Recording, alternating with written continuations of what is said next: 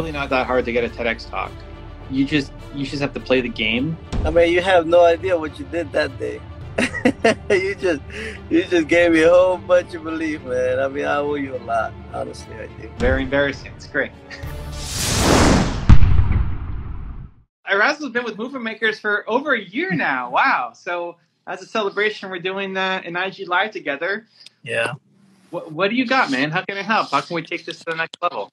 Yeah, man. Well, that's where I am, Evan. I mean, I think I'm having a little trouble going to the next level, which is trying to get my investment back. Just getting my some revenue of what I do and just structure. You know how to structure.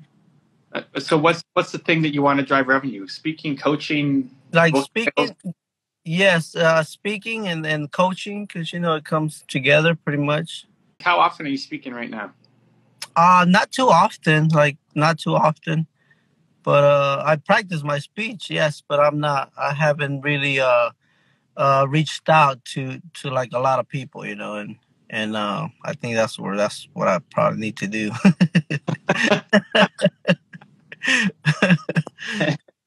Answering his own question. No, I mean, the key to speaking is speaking. So the more you speak, the more somebody sees you. The more, I mean, you've come such a long way from when we first met in Texas, and I basically put you on the spot to speak in front of our little group there. You were so nervous, and people loved it. And I've been seeing you doing some practicing and some videos, and getting that story out in front of people becomes like, you need to be, if you want to turn this into the thing, you need to be speaking 3 times a week at least, in different places. Okay. I don't know how much are you willing to travel to go do a speaking gig? The traveling, I don't think it shouldn't be a problem. I mean, I really want to get the practice and get the movement going and the momentum going, and just because if I don't get on stage, I'm never gonna get better. So, I mean, we met in Dallas, but where are you? Is it San Antonio? Where are you from? I am in Houston. You're in Houston. Okay, well, I mean, it's huge. Houston's huge. Yeah. You start by reaching out to every school, every library, every university, every college, every group that has any kind of speaker coming in, and offer your story. Okay. I just remember I told you about the book. I just finished the book with Les Brown. So I don't know. Maybe how can I integrate that as far as speaking and? It adds to the resume. It adds to the outreach. So, okay. What's the theme of your talk? Like, what's the main talk? You have a speech that you like to give? Well, my speech is it's called Speaking Confidence, because that's what I suffer with. And I had no confidence, so that's my message. Just like building confidence and doing that. Great. And everybody needs confidence, right? I mean, that's a human thing. So that's part of the pitch, that you talk about confidence. You're an author who wrote a book with Les Brown, and you'd love the chance to come in and speak for 20 minutes on confidence to their group. Okay. And one thing leads to another, right? Like, if you're speaking at schools and universities and libraries, one, you get better. Yeah. Because speaking to an audience is way different than speaking to the phone. Yeah. Speaking to the camera, it's different. And so you get better in doing it, but then you also get, the teacher sees you and they're connected somewhere else, or the librarian knows somebody. The word of mouth starts to spread that we need to book this guy as a paid speaker. Mm-hmm. And then you get $100 for speaking, and you get $200, and it's $500, and it's $1,000, and it's $5,000. And then you start working your way up, because one person sees you, leads to another thing. That's really how the speaking game works. I mean, you could join things like Toastmasters and things to get practice and get feedback, but it's really doing it in front of live audience and booking. Yeah. It's not that difficult. It just takes effort. Mm-hmm. Okay. So you think I should start with like just schools and colleges and Anything that you have a connection to, okay. right? Start with your own school, wherever you went. Think about your local community, your local library. Like wherever you are now, think about you think about your daughter's school. She gets to have her dad come and take it to school. Very embarrassing. It's great. Yeah. You think about the 10 closest schools to you and the 10 closest libraries to you. Mm-hmm. And then the pitch there is that you're local. Like it's not just Houston, but your specific neighborhood inside of Houston. They're going to come on and share a message of confidence. And you can use the Les Brown angle as well. But it's relatively easy because they don't have a lot of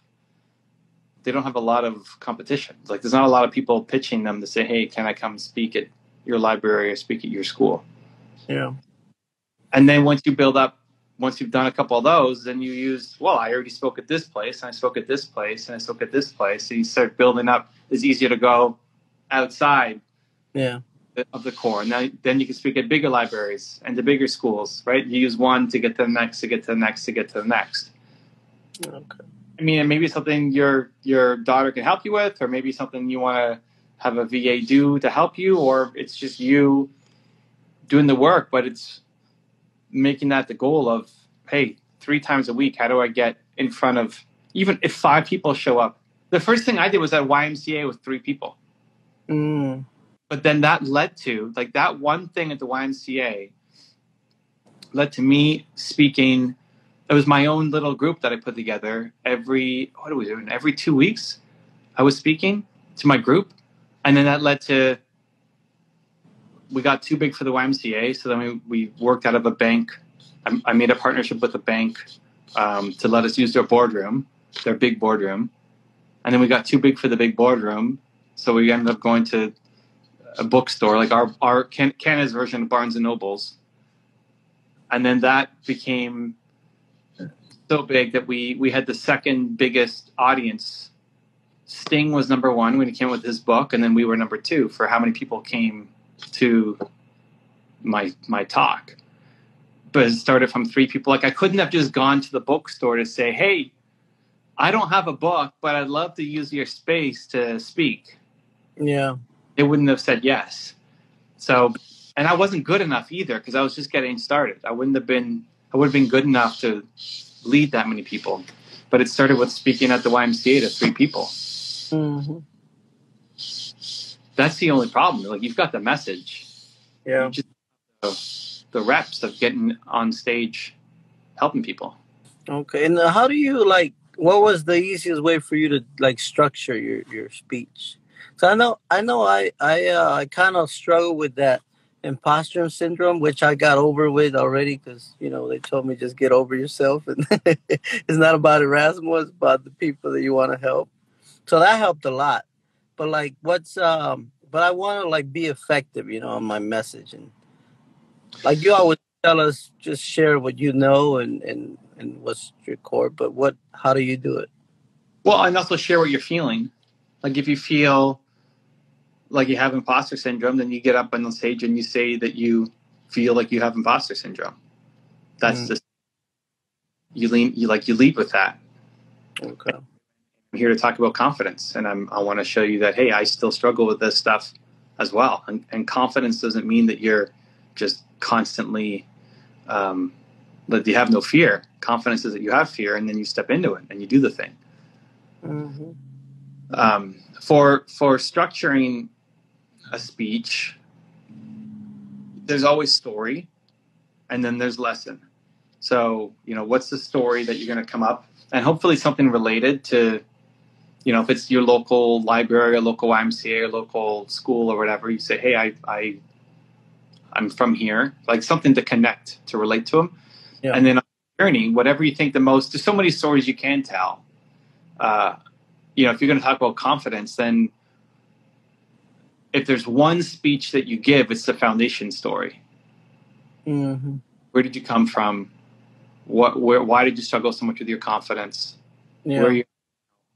And then how do I fix it myself? If I'm in the audience and I'm listening to you and I see hope and inspiration, okay, well, that's inspiring, but what do I do? Like, what are my next steps? Mm-hmm.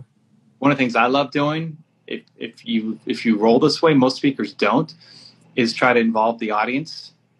So if I were you, I would come up and talk about confidence and my story and how I struggle. I'd come on stage and say, I struggle with imposter syndrome, and I struggle that I'm not worthy to be here, and that I'm not good enough, and that I don't deserve your attention, and I'm afraid I'm going to disappoint you. I realize those are not good enough reasons for me to play small, and that confidence is actually facing those fears, right? So I tell some story and where it comes from.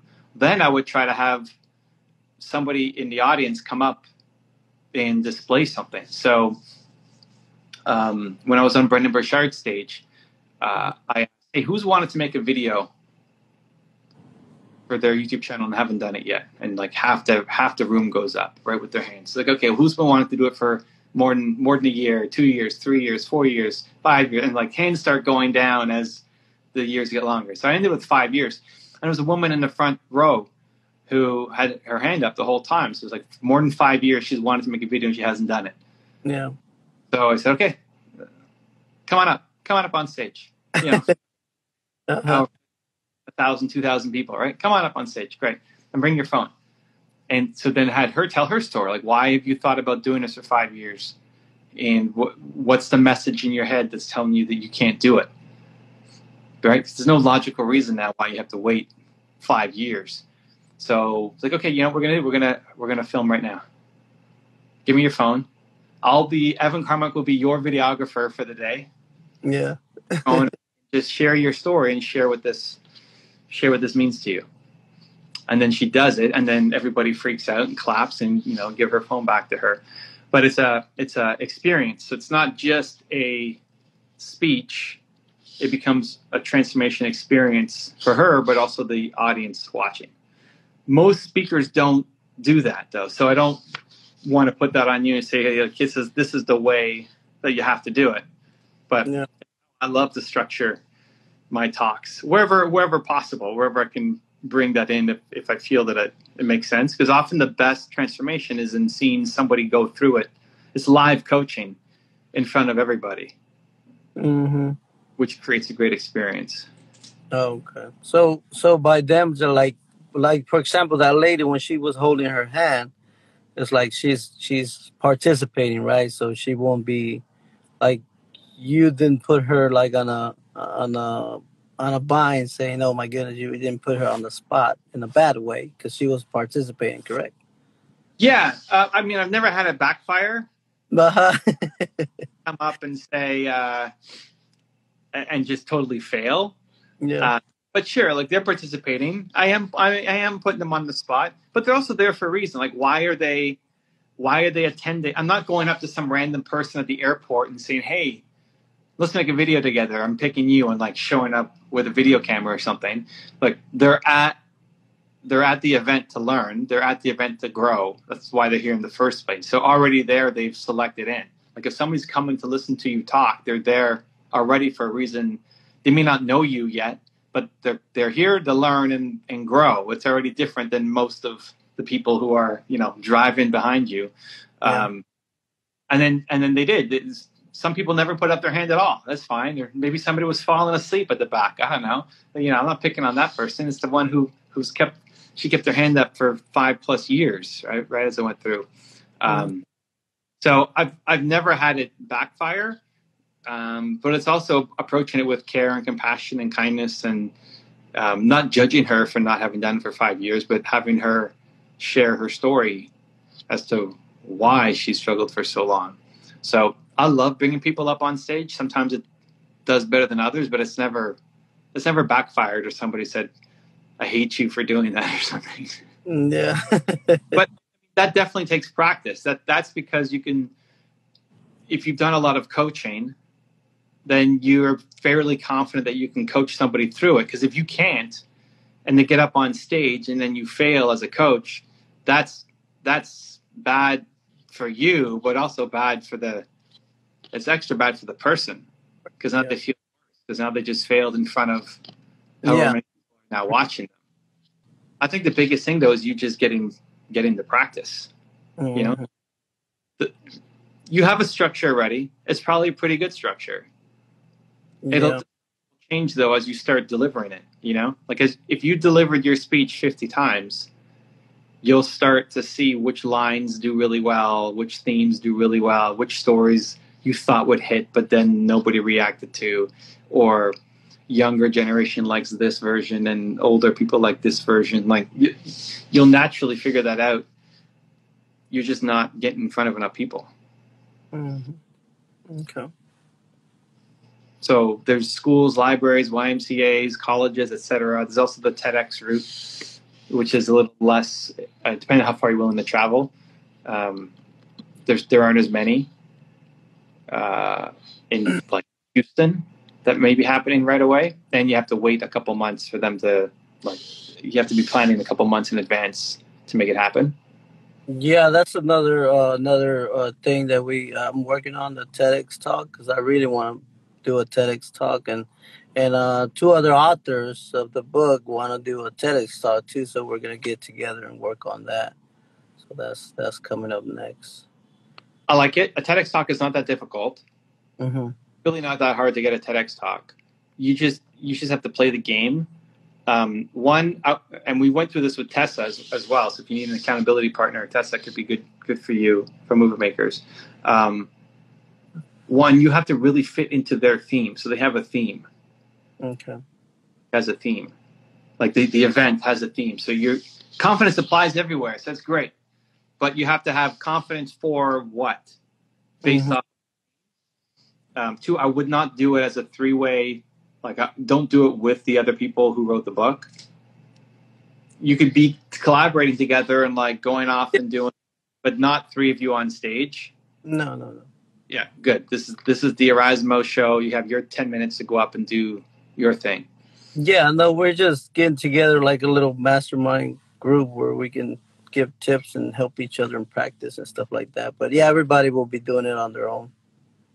So usually inside of 3 months, they've already done their speaker selection. Mm-hmm. And that's where you can still just write to them and say, hey, I'm local, I'm here. I talk about confidence. It fits the theme. It could be confidence for, X, whatever their theme is. If anybody cancels or pulls out last minute, I'm in. Just message me and I'm here. And sometimes people do. Sometimes people pull out of speaking gigs last minute and you get pulled up. If it's beyond 3 months, then they're still usually looking for speakers. So that's what you apply to everything. And again, that's why I asked how far are you willing to travel. Like if you got a TEDx in California, do you go? You got a TEDx in Baltimore, do you go? Yeah. Or do you say, like, what's the honest answer? Like TEDx Baltimore, are you going? Yeah, probably not. I mean, that's way out there. Well, listen, it's an honest answer. How far do you go? What about TEDx Sacramento? You gonna go? Yeah, definitely. Yeah, I think within the U.S., I think it's more like a yes. Baltimore, the U.S. Erasmo. Yeah, but yeah, I guess you're right. Wow! Shout out to all the Baltimoreans here in the house. No, but I mean, listen, there's no judgment here. It's how far are you willing to go? Because the more you expand the scope, the bigger shot you have at getting a yes, right? He said, no, you know what?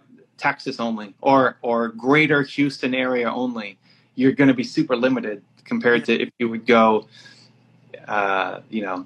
X number of states. And hey, Baltimore's too far? Great. Or too cold? Awesome. Or you're like, no, I'll do it. Just that's your own decision. But if you open it up, there'll be tons of opportunities.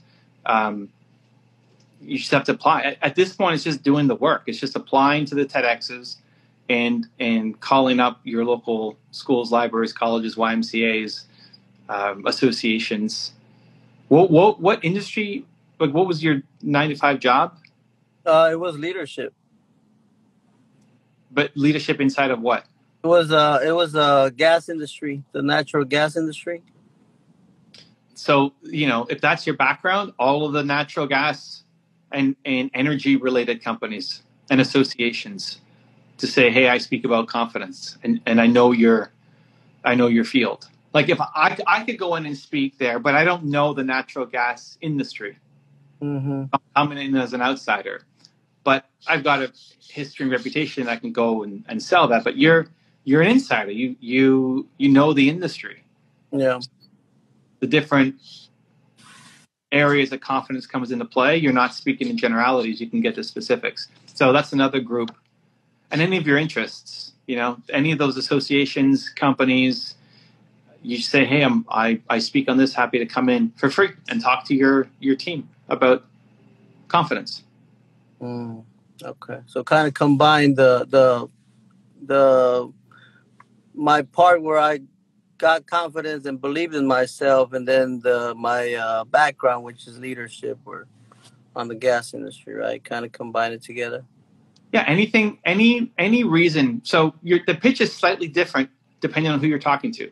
Yeah. If you're talking oil and gas, and that's the background. Like I come from natural gas, teaching leadership. I'd love to come and talk to your organization, the trade association, the organizations, the membership groups, the companies, all of it. You can pitch that angle. If you're talking to libraries, you say, hey, I'm from the area, I'm from the community. They don't care that you came from oil and gas. They care about that you're in the community and that you want to come in and talk about confidence, right? If you're talking to TEDx, they care that you can speak to their theme. So if the theme is youth in technology or the theme is NFTs, mm-hmm. maybe you don't know anything about NFTs, but you're going to come in and talk about confidence, and then how does confidence apply to youth and technology or NFTs, right? That of course, you can't get specific if you don't know the details, but you can frame it that it's still confidence in this. That's what they want to see in their pitches. Yeah.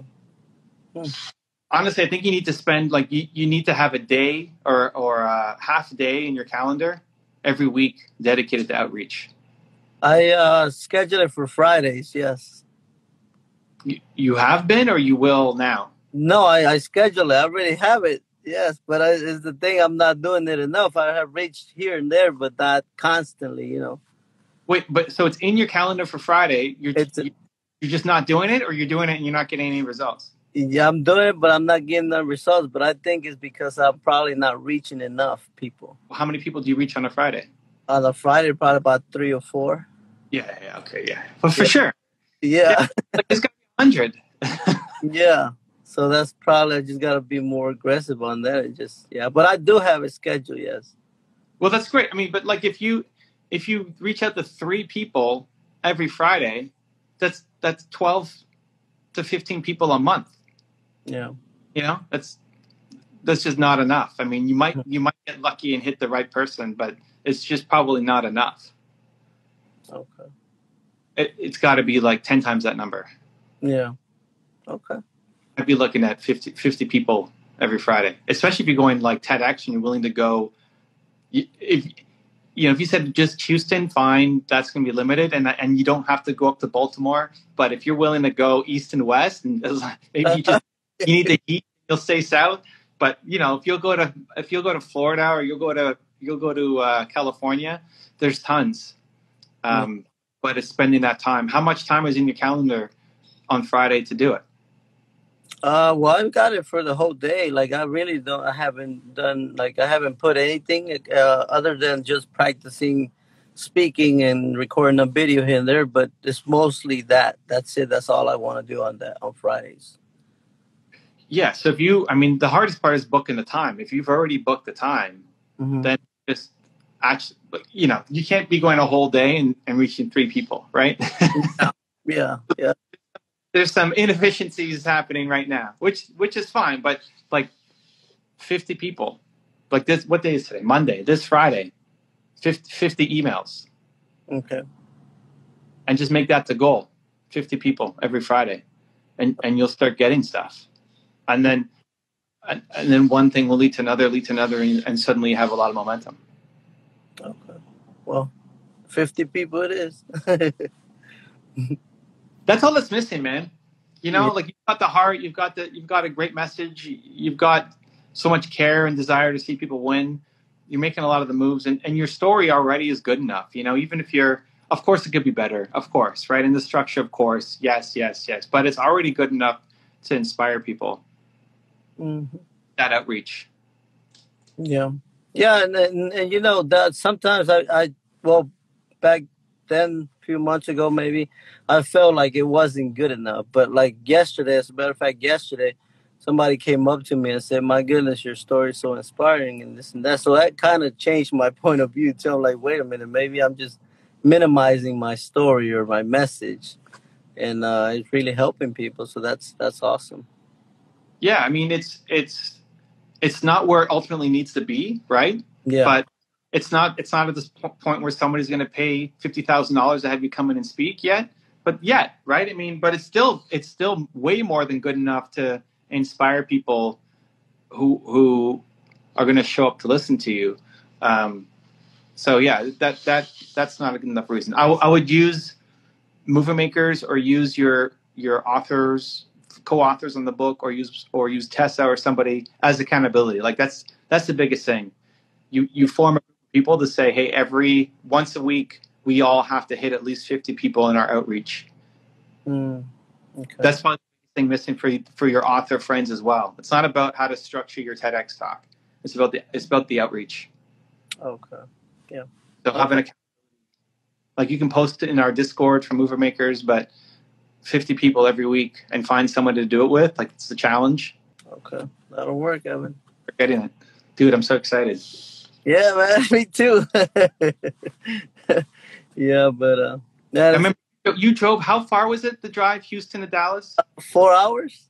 Yeah, man. Like you came from the furthest of anybody. When we did that meetup, you showed up with your daughter, you drove 4 hours and then had 4 hours to go back. It's like you're what I love about you is the willingness to do the work and show up. Yeah. That last step. The 50 people. I mean, you have no idea what you did that day. you just gave me a whole bunch of belief, man. I mean, I owe you a lot. Honestly, I do. Thank you. Cool. Well, listen, the best way to repay that is to go and do your 50 people a week. Yeah, I will do that. I'll do that. Yeah, I can do that. Much love, Erasmo. Happy Friday. Make it happen this week. Let's go. Yes, I'll send you a message when it's done. There we go. I love it. I want to see it. Okay. Thank you, Erasmo. Take care. Love. If you want to see another awesome one-on-one I did with an entrepreneur just like you, check out the video right there next to me. I think you'll enjoy it. Continue to believe, and I'll see you there. They're drowning. They don't know what to do. They need help. And how far are you willing to travel? I'll go to hell and back.